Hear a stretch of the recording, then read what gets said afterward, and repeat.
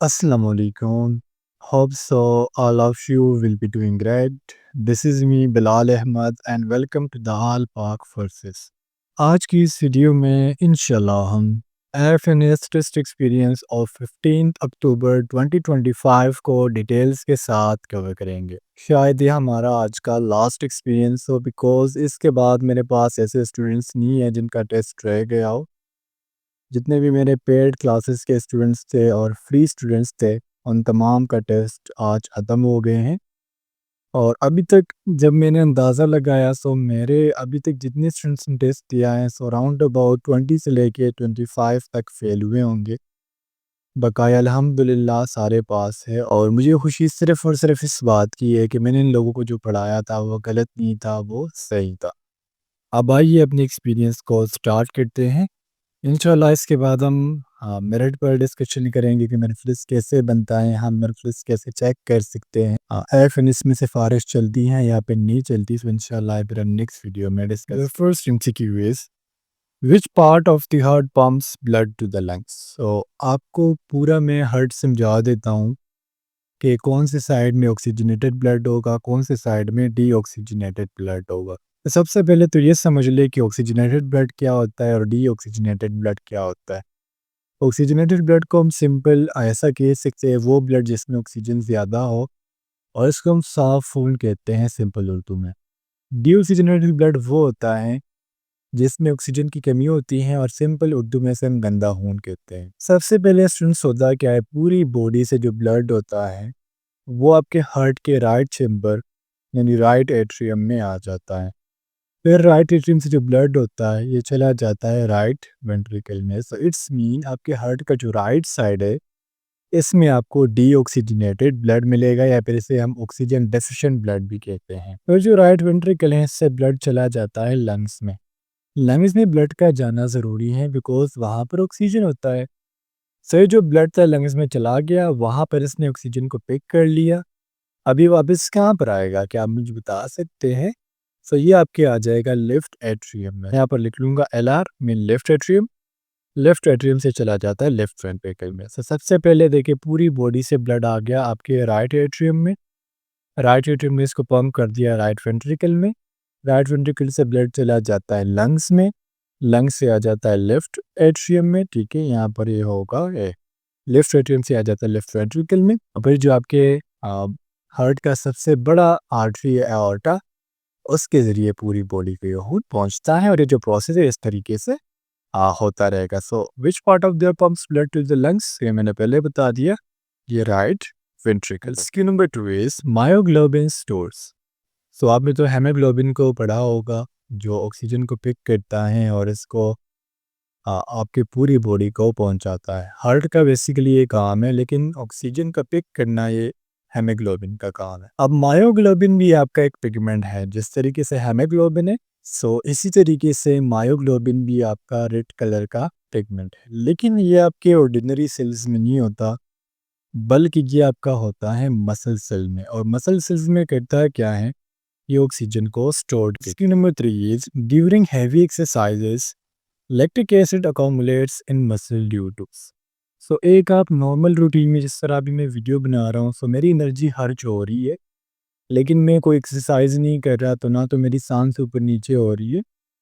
Simple aerobic respiration हो रहा है, मैं सांस ले रहा हूँ, ऑक्सीजन अंदर जा रहा है, फूड की ब्रेकडाउन हो रही है, मुझे एनर्जी मिल रही है। सम टाइम जब हम हैवी एक्सरसाइज करते हैं जिस तरह जिम के बच्चों को लेक ले आप, इसके अलावा जो रनिंग करते हैं, पुशअप्स लगाते हैं, तो उनको जब आप देखते हैं तो उनको सांस चढ़ जाती है। अभी सांस जो चढ़ती है due to the accumulation of lactic acid. अब लैक्टिक एसिड मसल में क्यों हो रहा है, इसमें अकोमुलेट क्यों हो रहा है, मसल में जमा क्यों हो रहा है? It is due to the lack of oxygen. देखिए जिस तरह मैंने पहले बताया कि नॉर्मली प्रोसेस में हम एरोबिक रेस्पिरेशन किसे कहते हैं, जब आप फूड पार्टिकल के साथ ऑक्सीजन को मिलाते हैं और इस फूड की ब्रेकडाउन होती है in the presence of oxygen, से इससे बहुत ज़्यादा एनर्जी रिलीज होती है। बट जब हम एक्सरसाइज कर रहे होते हैं, सो जल्दी जल्दी हम सांस ले रहे होते हैं, सो ऑक्सीजन ज़्यादा इस फूड को मिल नहीं पाता। तो जब ऑक्सीजन नहीं मिल पाता सो एरोबिक रिस्पिरेशन की जगह हो जाता है एनारोबिक रिस्पिरेशन।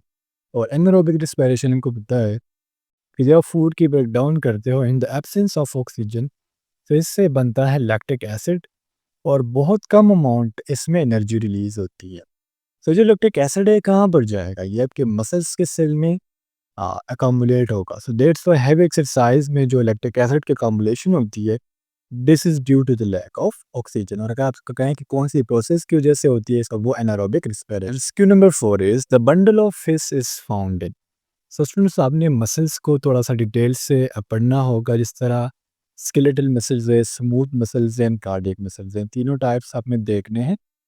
हाँ, इतने डिटेल से बेशक आप ना पढ़े, लेकिन इसमें आप इतना देख ले कि हिस्स किस में पाए जाते हैं, इसके अलावा स्ट्राइएशन किस में होती है, किस में नहीं होती, यूनिन्यूक्लिएटेड कौन से है, मल्टी न्यूक्लिएटेड कौन से। अब अगर हम हिस्स फाइबर्स की बात करें, ये होते हैं आपके हार्ट में, मीन एपिकार्डिक मसल्स के हिस्सा है।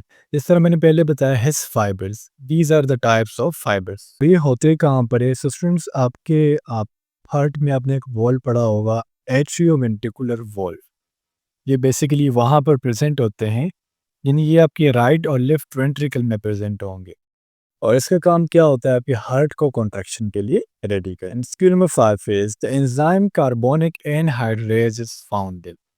सो ये कैसा एंजाइम है? देखिए, कार्बोनिक एनहाइड्रेज, ये आपको आपके रेड ब्लड सेल्स में मिलता है। कार्बोनिक एनहाइड्रेज का फंक्शन बहुत ही क्रूशल है, बहुत ज़्यादा इंपॉर्टेंट है। देखा को पता है कि हमारी बॉडी में बाज़ औक़ात कार्बन डाइऑक्साइड की जो मकदार है वो ज़्यादा हो जाती है। सो कार्बन डाइऑक्साइड करता क्या है? सपोज कर ले, this is your carbon dioxide, ये वाटर के साथ मिलके बना लेता है कार्बोनिक एसिड। कार्बोनिक एसिड क्या है? H2CO। This is your carbonic acid and this is very very toxic, और ये बहुत ज़्यादा पॉइजनस है। अभी जो कार्बोनिक एसिड होता है, ये चला जाता है आपके लंग्स में, और जैसे लंग्स में पहुंचता है, सो वहाँ पर इसकी ब्रेक डाउन हो जाती है। किस में ब्रेक डाउन होगी? इससे वापस कार्बन डाइऑक्साइड और वाटर बनेगा। और आपको पता है, जब आप एक्सहेल करते हो, सांस को बाहर निकालते हो, तो कार्बन डाइऑक्साइड वहाँ से रिलीज हो जाता है।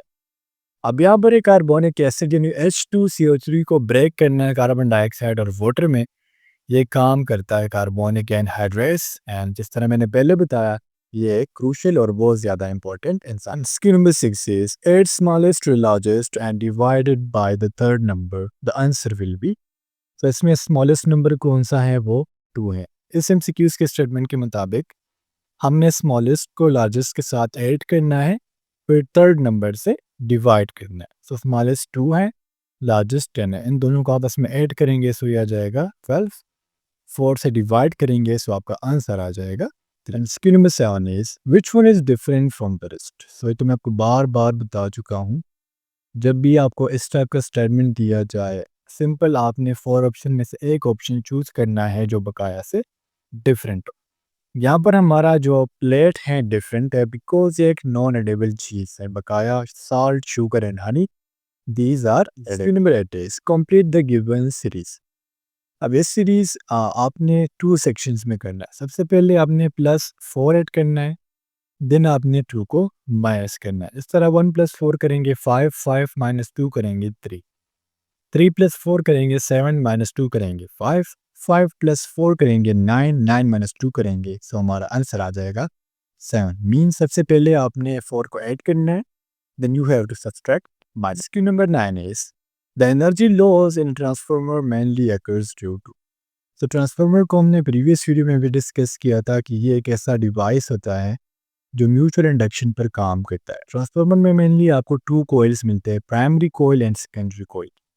तो जब भी प्राइमरी कॉइल में से करंट गुजरता है, सो ये मैग्नेटिक फील्ड प्रोड्यूस करता है, और इस मैग्नेटिक फील्ड की वजह से सेकेंडरी कॉइल में इलेक्ट्रोमोटिव फोर्स प्रोड्यूस होता है। सो दैट्स व्हाई हम कहते हैं कि जो ट्रांसफार्मर है, it works on the principle of mutual induction. अब आपको ये तो पता है कि दुनिया में कोई भी ऐसा मशीन नहीं है जो आपको 100% काम दे। सपोज करिए आप बाइक चला रहे हो, बाइक में आपने क्या किया? बाइक में आपने 100% पेट्रोल डाल दिया, यानी आपने इसको 100% क्या दिया? इनपुट दिया। अभी बाइक आपको 100% आउटपुट नहीं देगा, ये आपको 80% आउटपुट देगा, 70% आउटपुट देगा। क्यों? क्योंकि some work loss in the form of heat. इधर ये जो ट्रांसफार्मर होता है, इसमें भी एनर्जी का लॉस होता है, और इसकी रीज़न क्या है? All of this eddy current, copper losses या फिर हाई स्ट्रेसेस, ये तीनों की वजह से आपके ट्रांसफार्मर में एनर्जी का लॉस होता है। Q number 10 is in a strip up transformer.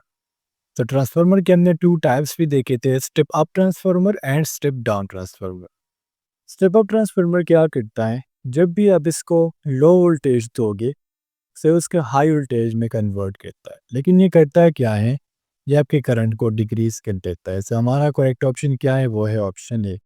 Step up transformer क्या करेगा, एक वोल्टेज को इंक्रीज करेगा, करंट को डिक्रीज करेगा। इसके बिल्कुल अपोजिट होता है स्टेप डाउन ट्रांसफार्मर। जब उसको आप हाई वोल्टेज देते हो तो उसको लो वोल्टेज में कन्वर्ट करेगा और करंट को इंक्रीज करेगा। तो यहाँ पर जो ऑप्शन बी है, this is good for step down transfer. Screen number 11 is the photo electric effect increases with. So photo electric effect तो मेरे तमाम स्टूडेंट्स को आता होगा। फोटो इलेक्ट्रिक इफेक्ट है क्या, देखिए photo mean photon mean light, electric mean electron. So इसका मतलब ये होता है, सपोज करें मैंने कहा ये कोई मेटल सरफेस है। अब इस मेटल सरफेस पर यहाँ पर सूरज की शुआएं पड़ रही है। अब अगर इसकी फ्रीक्वेंसी यहाँ के इलेक्ट्रॉन से ज़्यादा होगी, लाइट क्या है, दीज आर फोटॉन्स। तो आप सपोज कर ले कि ये क्या है, दीज आर फोटॉन्स। और ये फोटॉन्स इस मेटल सरफेस को हिट करेंगी और इसकी फ्रीक्वेंसी यहाँ के इलेक्ट्रॉन से ज़्यादा है, तो यहाँ से इलेक्ट्रॉन इमिट होंगे। And this is simply called as photoelectric effect.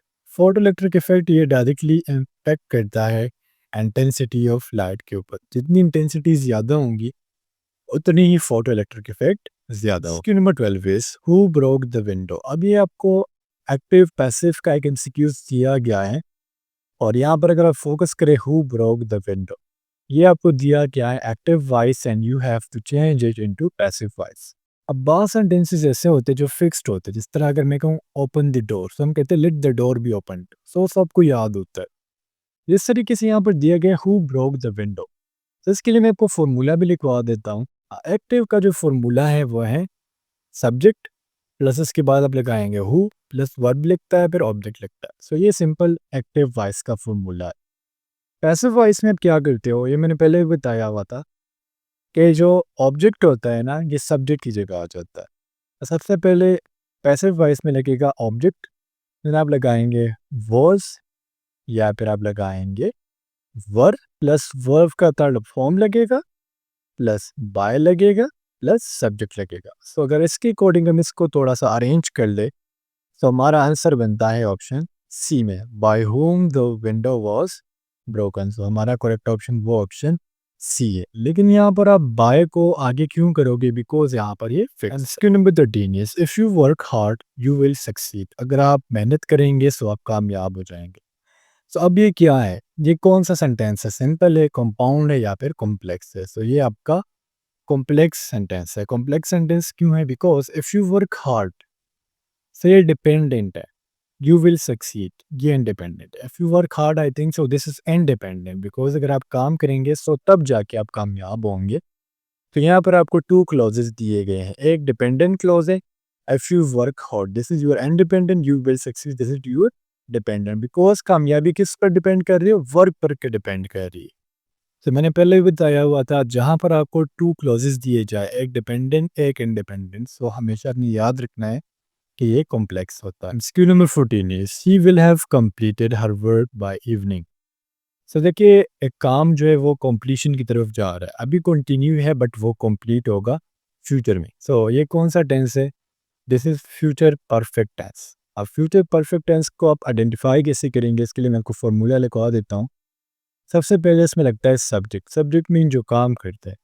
फिर उसके बाद आप लगाएंगे helping work which is well have. Then आप लगाएंगे वर्ब का थर्ड फॉर्म, देन आप लगाएंगे ऑब्जेक्ट। से फॉर्मूला है, इसको आपने याद। Number 15 is which of the following halogen is a liquid at room temperature. Mean आपको जो 4 ऑप्शन दिए गए हैं ये तमाम आपके हैलोजन है, क्लोरीन, फ्लोरीन, ब्रोमीन, आयोडीन, एस्टाडीन। ये आपके क्या है, ये हैलोजन है।